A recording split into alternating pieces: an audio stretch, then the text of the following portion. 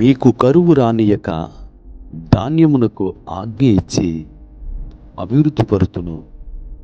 యెహెజ్కేలు గ్రంథం 36వ అధ్యాయం 29వ వాక్యం. ప్రభునందు ప్రియమైన దేవుని సంగమా, రాయబడుతున్న మాటలో దేవుడు అభివృద్ధిపరుస్తానని మాట్లాడుతున్నాడు. ఆయన ఆజ్ఞ చేత మనం అభివృద్ధి పొందబోతున్నాం. ఆ దినములలో, ఆ సంవత్సరములలో ఇస్సాకు పంట వేసి నూరంతల ఫలము చూశాడు.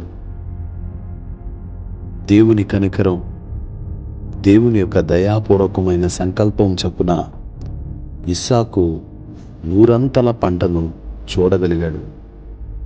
ఇస్సాకు ఆ స్థితికి రావడానికి దేవుని కారణమైంది. ఆ సంవత్సరం అందు అతను పంట వేసి నూరంతల ఫలాన్ని చూశాడు. కారణం దేవుడు ఆజ్ఞనిచ్చాడు. అలాగే మీ జీవితంలో కూడా మీరు చేయు ప్రతి పని విషయంలోనూ ఈ సంవత్సరం దేవుడు మీకు అత్యధికమైన అభివృద్ధిని కలుగ చేయబోతున్నాడు. నిశ్చయముగా కరువు దినాలను దేవుడు తొలగించబోతున్నాడు. నిశ్చయంగా తన సన్నిధి కాంతి చేత మిమ్మల్ని ప్రభువు నింపబోతున్నాడు. కనుక దేవుని వాక్యాన్ని కలిగి, దేవుని వాక్యం చెప్తున్నట్లుగా కీర్తనల గ్రంథం 1వ అధ్యాయంలో అతడు చేయునదంతయు సఫలమౌను అని రాయబడింది.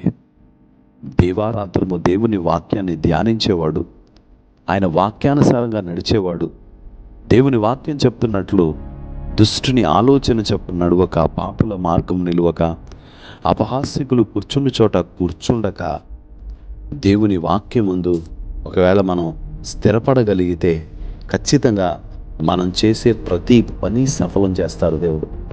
కాదు అని ఈ సంతిష్టానికి వెళ్తే నరుడి కష్టమును బట్టి ఐశ్వర్యవంతుడు కాదు, కానీ యెహోవా ఆశీర్వాదం ఐశ్వర్యం ఇచ్చును అని రాయబడింది. కనుక ఈ సంవత్సరంలో అత్యధికమైన అభివృద్ధి మీరు పొందాలని, ఆ అభివృద్ధిలో మీరు దేవుని కొరకు వాడబడే గొప్ప సాక్షి జీవితం జీవించాలని కోరుకుంటున్నాను.